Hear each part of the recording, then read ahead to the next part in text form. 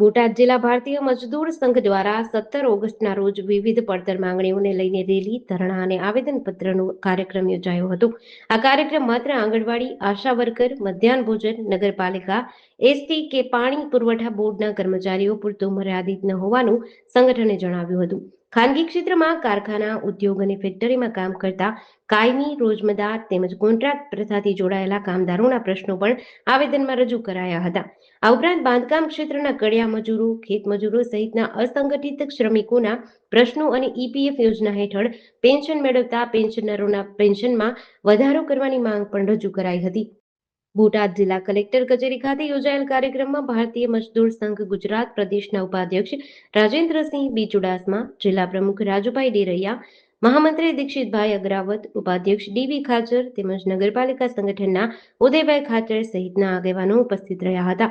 જિલ્લાભરમાંથી મધ્યાહન ભોજન યોજના, આંગણવાડી, આશા વર્કર, ખાનગી કંપનીઓ સહિત વિવિધ ક્ષેત્રના કામદારો અને કર્મચારીઓ મોટી સંખ્યામાં જોડાયા હતા. ત્યારે ભારતીય મજદૂર સંઘે તમામ સંગઠિત અને અસંગઠિત ક્ષેત્રના શ્રમિકોને તેમની પડતર માંગણીઓના આંદોલનમાં જોડાવા આહવાન કર્યું હતું.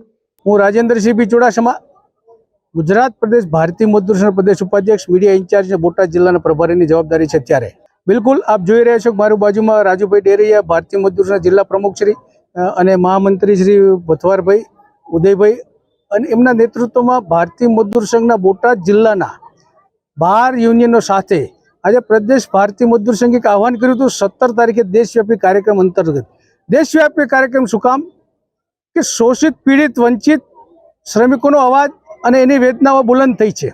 ભારતીય મજદૂર સંઘ હંમેશા સંવાદમાં માનવાળું સંગઠન છે, પરંતુ શ્રમિકોના પ્રશ્નોની એક પરાકાષ્ઠા આવી છે. ત્યારે પ્રશાસને સમજી લેવું પડશે કે ભારતીય મજદૂર સંઘ જ્યારે મેદાનમાં ઉતરે છે ત્યારે શ્રમિકોના પ્રશ્નોની પરાકાષ્ઠા, ચાહે તમે સ્કીમ વર્કર લઈ લો, ચાહે કામદાર લઈ લો, ચાહે સંગઠિત અને અસંગઠિત ક્ષેત્રના કર્મચારી લઈ લો, તે અમારી મુખ્ય 11 સૂત્રી માંગ છે ભારત સરકાર પાસે અને ગુજરાત સરકાર પાસે. મુખ્યત્વે માંગ એ છે કે સ્કીમ વર્કરને શિડ્યુલ વર્કર તરીકે ગણવામાં આવે, આનુષંગિક લાભો આપવામાં આવે. એ જ રીતે EPF 95નો ઇસ્યુ છે કે 1000 રૂપિયા પેન્શન છે એમાંથી વધારો કરીને 7500 કરવામાં આવે. લઘુત્તમ વેતન જે 20 થી 18000 રૂપિયા છે 30000 રૂપિયા કરવામાં આવે. એ સિવાય સૌથી મહત્વની માંગ એટલે એ છે કે ગ્રેજ્યુટી પેન્શનની ગણતરી ભારત સરકારના નવા લેબર કોડ અનુસાર જે સુનિશ્ચિત વેતન થાય મુજબ કરવામાં આવે. આવી અસંખ્ય માંગો છે. સાથે સાથે સૌથી મોટી વેદના અમારી એ છે કે 4 લેબર કોડ કર્યા ત્યારે મંજૂર કર્યા શ્રમિક સંગઠનોને બોલાવવામાં નથી આવ્યા, એમને વિશ્વાસમાં લેવામાં નથી આવ્યા. ત્યારે ભારતીય મજદૂર સંઘનો આક્રોશ ફાટી નીકળ્યો છે અને સરકારને અનુરોધ કરે છે કે લેબર કોડ અમલવારી કરતા પહેલા મજદૂર સંગઠનોને બોલાવી એક મિટિંગ બોલાવી અને યોગ્ય કોરમમાં મંજૂર કરવામાં આવે. આ સિવાય અસંખ્ય પ્રશ્નો છે. ત્યારે આપ સર્વે મીડિયાના મિત્રોને અમારી વિનંતી છે કે હજારો શ્રમિકોના વેદનાને આપ વાચા આપો અને અમારા શ્રમિકોના વેદનાને આપ એક પણ સહભાગી થઈને ઉપસ્થિત રહો, એવી અમારી માગણી પણ છે. ભારતીય મજદૂર સંઘ 1985માં બોટાદમાં આપણે સ્થાપના કરેલી. વિશેષ આજે સંપૂર્ણ ભારતમાં ભારતીય મજદૂર સંઘના કર્મચારીઓને આ દેશમાં વેતન ઓછું મળતું હોય એના માટે સંપૂર્ણ ભારતમાં આજે આંદોલન ચાલુ છે. એવી જ રીતે આજે ભારતીય મજદૂર સંઘ બોટાદ જિલ્લામાં પણ સરકાર સામે ધરણાનો કાર્યક્રમ છે અને આ વેતન વધારવા બાબતનો કાર્યક્રમ છે. આવેદનપત્ર પણ આપેલ છે.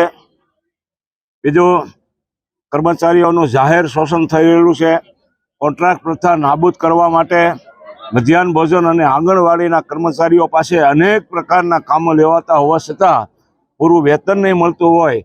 આ મોંઘવારીના સમયમાં એમને જીવન ગુજારવું અસહ્ય બની ગયું હોય તો અમારી ગાંધી ચિંધ્યા રહે રાષ્ટ્રહિતમાં આ કર્મચારીઓ રાષ્ટ્રહિતના વિચારોથી ભરપૂર છે. ભારતીય મજદૂર સંઘ એ રાષ્ટ્રહિત પ્રેરિત યુનિયન છે.